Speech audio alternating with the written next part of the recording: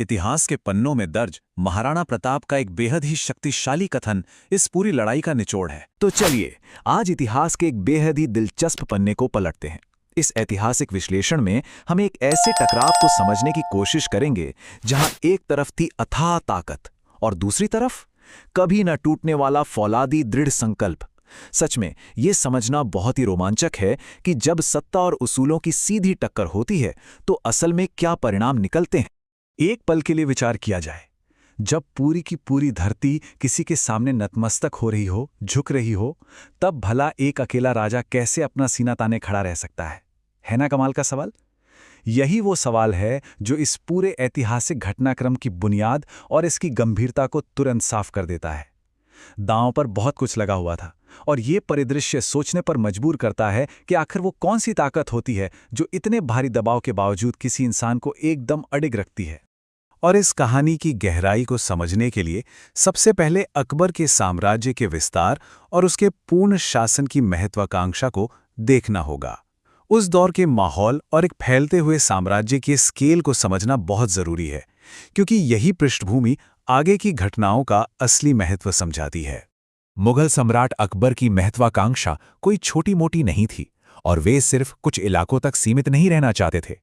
ऐतिहासिक स्रोत बहुत ही स्पष्ट रूप से बताते हैं कि उनका अंतिम लक्ष्य एकदम साफ था, पूरे भारत पर अपना शासन स्थापित करना।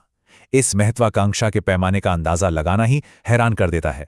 पूरे भारतीय उपमहाद्वीप पर पूर्ण प्रभुत्व, ये एक ऐसा लक्ष्य था जिसने उस समय के राजनीतिक नक्शे को पूरी तरह से बदलने का काम किया। और इतनी विशाल महत्वाकांक्षा का नतीजा क्या निकला, इसे हम एक डोमिनो प्रभाव या ताश के पत्तों के ढहने जैसे असर के रूप में देख सकते हैं। हुआ ये कि अधिकतर राजपूत राजा पहले ही अकबर की अधीनता स्वीकार कर चुके थे। जाहिर सी बात है, जब सामने इतने विशाल साम्राज्य की असीम शक्ति खड़ी हो तो ज्यादातर क्षेत्रीय शासकों के लिए घुटने टेकना एक स्वाभाविक राजनीतिक कदम बन जाता है। उस अथाह ताकत के सामने एक एक करके अधिकांश शासकों ने अपना सिर झुका ही लिया था। लेकिन खैर, इतिहास हमेशा एक सीधी रेखा में थोड़ी चलता है और यहीं से आता है कहानी में एक जबरदस्त मोड़। मेवाड़ का ऐतिहासिक प्रतिरोध एक बिल्कुल ही स्पष्ट अपवाद। जहां हर तरफ बस समर्पण और अधीनता का दौर चल रहा था, वहीं एक ऐसी ऐतिहासिक विसंगति जन्म ले रही थी जो इस बढ़ते साम्राज्य के बिल्कुल खिलाफ सीना ताने खड़ी थी। ये उस दौर की सबसे बड़ी विषमता थी। एक तरफ तो विशाल बहुमत था, वो तमाम राजपूत राजा जिन्होंने सत्ता के आगे घुटने टेक दिए और आराम से अधीनता स्वीकार कर ली। और वहीं दूसरी तरफ एक अकेला राज्य और उसका शासक अडिग खड़ा था, मेवाड़ के वीर राजा महाराणा प्रताप, जिन्होंने साफ साफ कह दिया कि वे नहीं झुकेंगे। भारी बहुमत के व्यापक आत्मसमर्पण के खिलाफ ये अकेला लेकिन बेहद साहसी इनकार सच में इस पूरी कहानी का सबसे आकर्षक पहलू है। ये दिखाता है कि कैसे एक इंसान का फैसला पूरे युग की आंधी के विपरीत जा सकता है।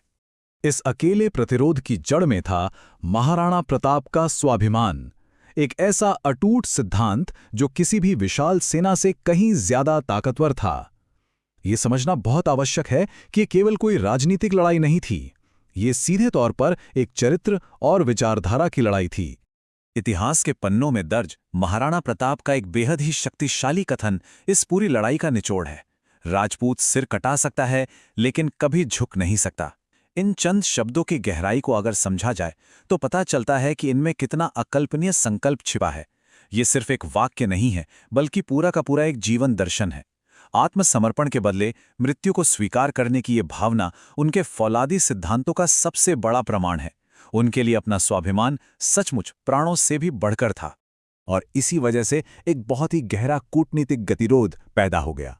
अकबर ने एक या दो बार नहीं बल्कि कई बार संधियों के प्रस्ताव भेजे, लेकिन नतीजा हर बार बिल्कुल वही रहा। महाराणा प्रताप ने उन सारे प्रस्तावों को सिरे से खारिज कर दिया।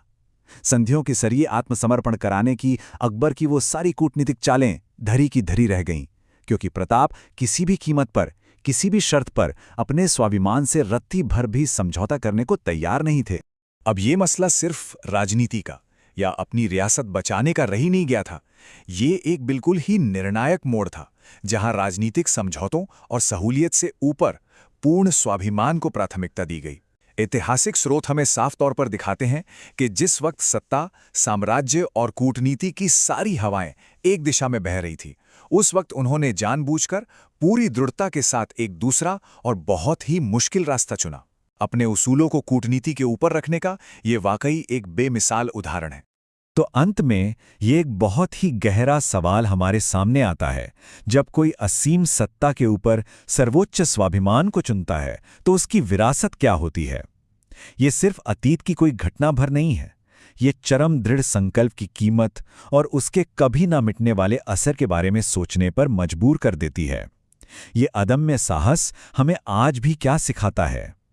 यकीनन ये एक ऐसी विरासत है जो आज भी उतनी ही प्रासंगिक है और मेवाड़ के इतिहास की गहराइयों में गोता लगाने की एक जबरदस्त उत्सुकता जगाती है।